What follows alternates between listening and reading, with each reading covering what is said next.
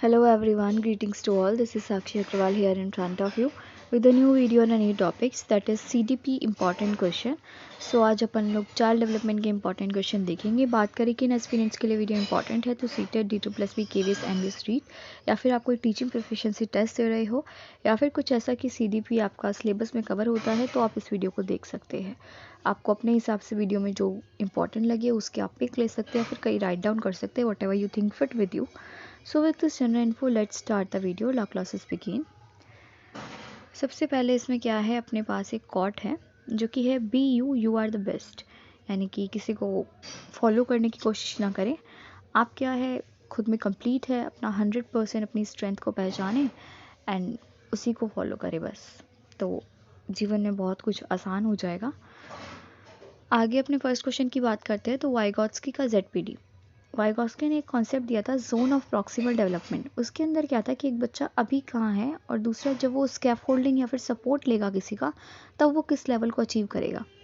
तो इन दोनों के बीच का जो डिफरेंस था वो उसका जोन ऑफ प्रॉक्सिमल डेवलपमेंट कहलाता था. यानी कि एक बच्चे ने बिना हेल्प के किसी चीज़ को कितना अचीव किया और जब उसे हेल्प मिली तो उसने उसी चीज़ में कितना अचीव किया, इसके बीच का जो डिफरेंस है वो क्या है, उसका जोन ऑफ प्रॉक्सिमल डेवलपमेंट कहलाता है. अब क्या है, क्वेश्चन आया होता है कि जोन ऑफ प्रॉक्सिमल डेवलपमेंट का सेकंड लेवल कौन सा है. तो हमें पता होना चाहिए कि इसके अंदर 2 लेवल है. फर्स्ट है इसका प्रेजेंट डेवलपमेंट लेवल, यानी कि एक बच्चा अभी कहाँ स्टे करता है जब उसने हेल्प नहीं ली या फिर जब उसने हेल्प लेनी स्टार्ट करी है. और दूसरा क्या है, पोटेंशियल डेवलपमेंट लेवल, यानी कि वो हेल्प लेने के बाद कहाँ पे पहुँचेगा. एक तो उसका प्रेजेंट हो गया और दूसरा पोटेंशियल हो गया. तो अपन को याद रखना है कि इसके अंदर 2 जो लेवल्स हैं उनका नाम क्या है, पहले का प्रेजेंट लेवल डेवलपमेंट और दूसरे का पोटेंशियल डेवलपमेंट लेवल. सो ये अपना एक क्वेश्चन था फर्स्ट. नेक्स्ट क्वेश्चन अपना बनता है कि BF स्किनर ने क्या कहा था, रीइंफोर्समेंट के लिए कहा था कि रीइंफोर्समेंट अर्ली ईयर्स में लैंग्वेज के लिए इंपॉर्टेंट है. सो ये इनका एक स्टेटमेंट था. तो आपको ये स्टेटमेंट याद रखना है कि रीइंफोर्समेंट अर्ली लैंग्वेज के लिए किस लिए इम्पॉर्टेंट, किसने कहा था कि इम्पॉर्टेंट है, तो BF स्किनर ने कहा था. आगे बात करते हैं हैंड्स ऑन अप्रोच या फिर प्रैग्मेटिज्म किसने दिया है, तो जॉन डिवी ने दिया है. इनका मानना है कि एक बच्चा सबसे ज़्यादा एक्सपीरियंस कब लेगा, जब वो बच्चा अपने आप किसी चीज़ को करेगा, यानी कि जब वो बच्चा खुद किसी चीज़ को करके देखेगा तब वो बच्चा सबसे अच्छा सीखेगा. Dewey believed that human beings learn through a hands-on approach. This places Dewey in the educational philosophy of pragmatism. Pragmatism believes that reality must be experienced. यानी कि एक बच्चा जब खुद कोई चीज़ करेगा, एक्टिविटी बेस से करेगा या फिर प्रोजेक्ट बेस से करेगा, मतलब खुद करने की कोशिश करेगा, तब वो बच्चा क्या करेगा, सीखेगा ज़्यादा. सो आपको याद रखना है कि भाई किसने दी थी हैंड्स ऑन अप्रोच या फिर कौन प्रैग्मेटिज्म के अंदर डलता है, तो आपका जॉन डिवी डलता है. गांधी जी ने आइडियलिज्म की बात की थी. ठीक है. नेक्स्ट आपका है इसमें कि इंट्रोवर्जन और एक्स्ट्रावर्जन पर्सनालिटी ऑफ ट्रेट किसने दिया है, तो ये हेंस आइसेंक ने दिया है. ये आप याद कर ले, 1 नंबर का ही क्वेश्चन आता है.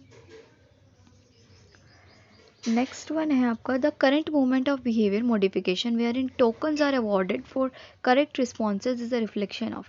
क्वेश्चन कह रहा है कि ऐसा कोई आपने मूवमेंट किया जिसकी वजह से आपको टोकन मिला या फिर कोई भी ऐसा चीज़ मिला जो कि आपके लिए रिवॉर्ड था, तो वो इनके अंदर किसकी थ्योरी के अंदर आएगा. सबसे पहले है लॉक का टेबुला रासा. तो लॉक ने कहा था कि बच्चे के अंदर इनेट एबिलिटी नहीं होती है, वो एक क्लीन स्लेट होता है जिसको क्या करेगा, टीचर भरेगा. सेकंड हर्बर्ट के 5 स्टेप जो कि इसके अंदर नहीं आते. थर्ड है थॉर्नडाइक का लॉ ऑफ एक्सरसाइज जिसके अंदर भी ये नहीं आता. और लास्ट वन है थॉर्नडाइक का लॉ ऑफ इफेक्ट जो इसका आंसर है. लॉ ऑफ इफेक्ट के अंदर क्या है कि अगर एक बच्चे को कोई सिचुएशन मिलती है, अगर उसने उस सिचुएशन पे एक्ट किया और उसे अवार्ड मिला फिर प्रेज मिला, तब तो बच्चा उस एक्ट को बार बार दोहराएगा. पर अगर बच्चे को उस एक्ट में रोक दिया जाए या फिर उसे डांट पड़े, पनिशमेंट मिले, तो बच्चा आगे उस चीज़ को फॉलो नहीं करेगा. तो इसलिए ये एक लॉ ऑफ इफेक्ट के अंदर आता है, क्योंकि इसमें क्या है, टोकन्स वगैरह एक बच्चे को मिल रहे हैं जब उसने कोई प्रेजेंट वर्क किया है. तो Edward Thorndike put forward a law of effect which stated that any behaviour that is followed by pleasant consequence is likely to be repeated and any behaviour followed by unpleasant consequence is likely to be stopped. यानी कि अगर उसका कोई ऐसा act जिसकी वजह से praise वगैरह मिल रहा हो तो बच्चा उसको उस चीज़ को आगे कंटिन्यू करेगा. पर वहीं अगर क्या हो रहा हो कि उसको उस चीज़ के लिए डांट खानी पड़ रही हो तो बच्चा नहीं करेगा उस चीज़ को follow, He is famous in psychology for his work on learning theory that leads to the development of operant conditioning within behaviorism. Thus, the current movement of behavior modification, wherein tokens are awarded for correct responses, a reflection of Thorndike's law of effect. तो law of effect के अंदर आपका आ जाता है, Thorndike के law of effect के अंदर। Next question है आपका, which of the following theorist focused on the development and dynamics of the personality. कौन ऐसा थ्योरिस्ट है जो कि डेवलपमेंट और डायनामिक्स ऑफ पर्सनालिटी जिसने दिया या फिर फोकस किया जिसने उसके ऊपर, तो सिगमंड फ्रूइड है। ठीक है, नेक्स्ट क्वेश्चन है आपका,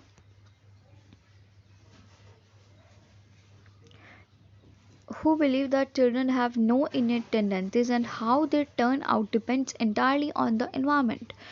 तो अभी मैंने आपको इसका जिक्र भी किया था कि ये जॉन लॉकी ने टेबुला रासा दिया था, जिसका मानना था कि एक बच्चा क्या है, क्लीन स्लेट है, उसको कुछ भी नहीं पता है और टीचर और इन्वायरमेंट हेल्प करेंगे उसका जो भी ह्यूमन टेंडेंसी है उसको बनाने में या फिर उसका नॉलेज गेन करने में।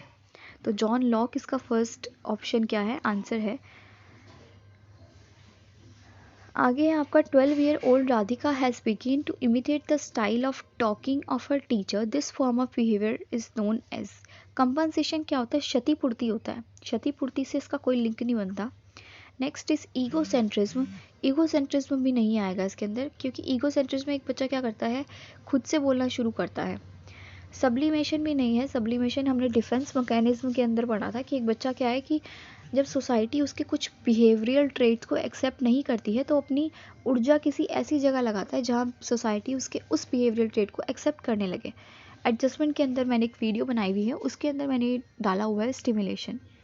जैसे मैंने उस वीडियो में इसका एक एग्जांपल लिया था कि एक लड़की को बहुत एंजाइटी होती है, तो उसकी मम्मी क्या करती है, उसको जूडो कराटे में डाल देती है ताकि उसकी एंजाइटी जो पहले सोसाइटी एक्सेप्ट नहीं करती थी, वो अब उसके जूडो खेलने की वजह से या फिर उसके जूडो में उस एंजाइटी का यूज़ हो जाता है, तो सोसाइटी की उसकी एंजाइटी को एक्सेप्ट कर लेती है। सो ट्रांसफेरेंस यानी कि ट्रांसफ़र होना, यानी कि कोई बच्चा किसी से कुछ सीख रहा है और फिर उसे अपने अंदर ट्रांसफ़र कर रहा है, वो इमिटेशन के एक्ट्स वो अपने अंदर क्या कर रहा है, ट्रांसफ़र कर रहा है, तो उसका आंसर यही होगा, ट्रांसफेरेंस। नेक्स्ट वन है आप इसमें आपका, Alfred beneath single factor theory और यूनिफैक्टर थ्योरी। अल्फ्रेड बिनेट ने कौन सी थ्योरी दी थी, तो सिंगल फैक्टर और यूनिफैक्टर थ्योरी दी थी। Single factor theory which is also known as unifactor theory is propounded by Alfred Binet. As per this theory, a children according to his intelligence learn to adjust to an environment. एक बच्चा क्या करता है, अपनी society के respect में learn करने की कोशिश करता है कि उसे कैसे एडजस्टमेंट करनी है अपने इन्वायरमेंट के अंदर। तो ये सिंगल फैक्टर थ्योरी किसने दी थी, अपने अल्फ्रेड बिनेट ने दी थी, ये आपको याद रखना है। नेक्स्ट क्या है, education is the creation of a sound mind in a sound body. किसने दिया है ये स्टेटमेंट, तो अरस्तु ने दिया है या फिर एरिस्टोटल। आपका education is the creation of sound mind and sound body, यानी कि एजुकेशन क्या है, sound body plus sound mind, दोनों का क्या है, मेल जोल है, फिर दोनों के क्रिएशन से बनता है। तो ये याद रखना है, ये स्टेटमेंट भाई अरस्तु का है।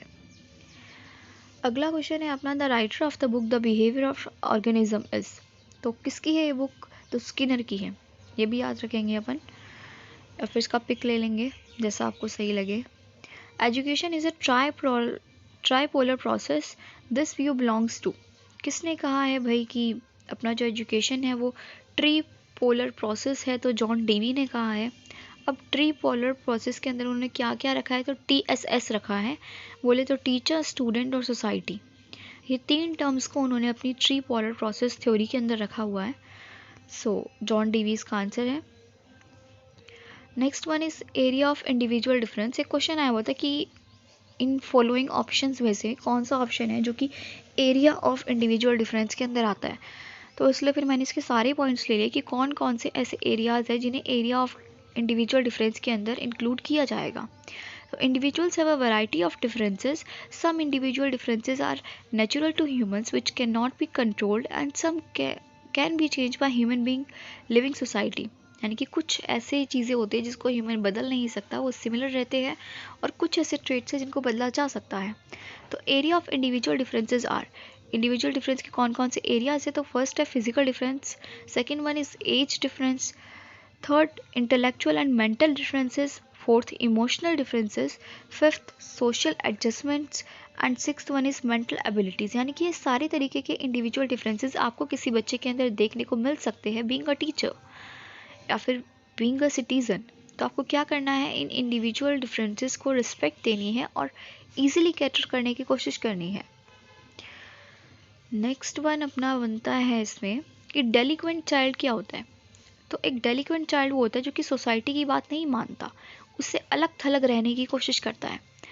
तो हमें क्या करना होता है कि उसके प्रति सेंसिटाइज रहना होता है, थोड़ा सिंपैथी रखनी होती है, थोड़ा एम्पैथी रखनी होती है, दोनों चीज़ रखनी होती है, ताकि हम उस बच्चे को समझ सके और उसके एक्ट को क्या कर सके, पता लगा सके। A child who behaves against the society rules and regulation is called delinquent child. यानी कि ऐसा एक बच्चा जो कि सोसाइटी के रूल्स के अगेंस्ट काम करता है। A delinquent child is a child of a certain age who has violated a criminal law और engaged in a disobedient, indecent और इमोरल कंडक्ट। यानी कि एक बच्चा क्या करता है,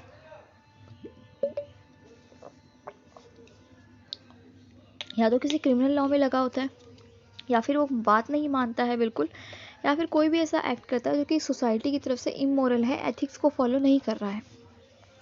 तो ऐसे बच्चे को डेलिक्वेंट चाइल्ड की श्रेणी में डाला जाता है। A delinquent child is usually in need of rehabilitation. Delinquent child is ignorant of social norms of the society. ज़्यादातर सोसाइटी की बात नहीं मानता है। सो बस आपको याद रखना है कि डेलिक्वेंट चाइल्ड से आपका मतलब क्या बनता है, तो आप इसको क्वेश्चन में टिक कर सकेंगे। Society development means the attaining of maturity in social relationship. यानी कि सोशल डेवलपमेंट का मतलब क्या है कि एक बच्चा क्या करे, सोसाइटी के तौर तरीकों में जब मैच्योरिटी गेन कर ले, तब वो सोसाइटी डेवलपमेंट उसका हो चुका होता है। ऐसा किसका मानना है, तो हरलॉक का मानना है। उन्होंने यही स्टेटमेंट दिया था, ये आपको याद रखना है। नेक्स्ट वन क्या है इसमें, फिर से एक स्टेटमेंट है, emotions are inciters to actions. Emotion क्या है, इंसाइटर है एक्शन के लिए। किसने कहा है भाई, गेल्डर्ड ने कहा है, याद रखना है, गेल्डर्ड। ठीक है, आगे बात करते हैं, who had propose the goal gradient concept in problem solving. किसने गोल ग्रेडियंट कॉन्सेप्ट दिया है प्रॉब्लम सॉल्विंग में, तो हल ने दिया है। नेक्स्ट वन फिर से एक स्टेटमेंट है, thinking is the mental exploration for finding out the solution of a problem. यानी कि थिंकिंग क्या है, प्रॉब्लम का सॉल्यूशन फाइंड करने की बेसिकली चीज़ है। किसने बोला है, वुडवर्थ ने बोला है। Next one, thank you. So हमारा वीडियो ऐसे एंड होता है। एक बार फिर भी आप रिवाइज़ करना चाहे तो हम सारी स्लाइड्स देख सकते हैं, फिर से रिवाइज़ कर सकते हैं।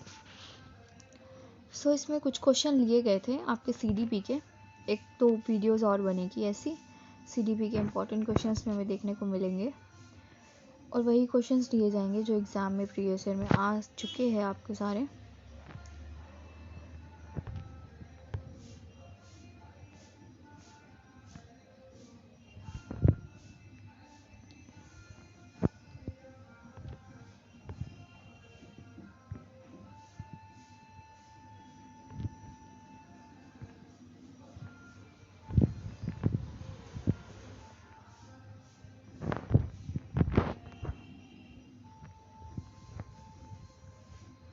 आप इसे कहीं राइट डाउन भी कर सकते हैं या फिर इसका पिक ले सकते हैं।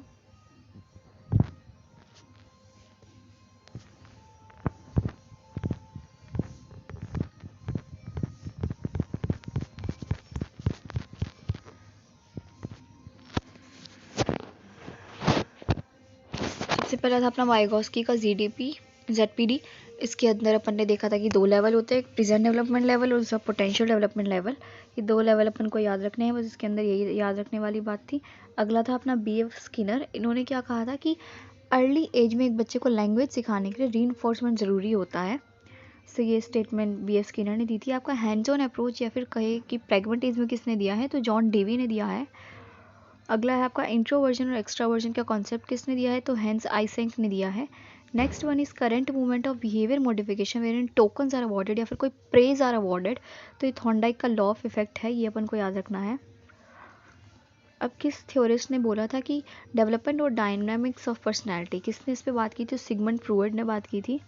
Who believe that children have no innate tendencies, यानी कि बच्चा कुछ भी नहीं लेकर आया, क्लीन स्लेट है, तो जॉन लॉक ने कहा था टेबुला रासा।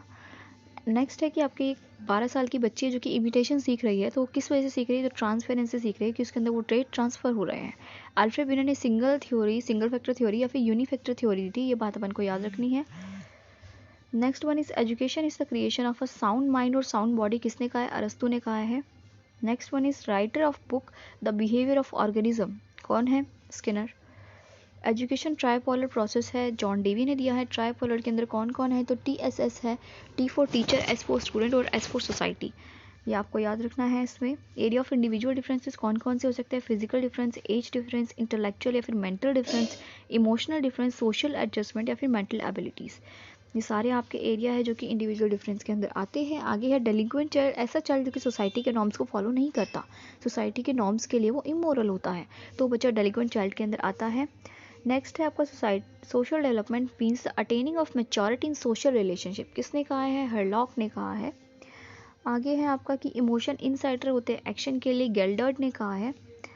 Who had propose the goal gradient concept in problem solving, तो हल ने दिया था गोल ग्रेडियंट कंसेप्शन आपका। आगे है कि thinking is mental exploration for finding out the solution of a problem, किसने कहा है? वुडवर्थ ने कहा है। So this is how our video and thank you. I hope you like the video. If you like the video, please press the thumbs up but not the like button. Show the video and subscribe my channel. Thank you. Have a nice day and bye bye.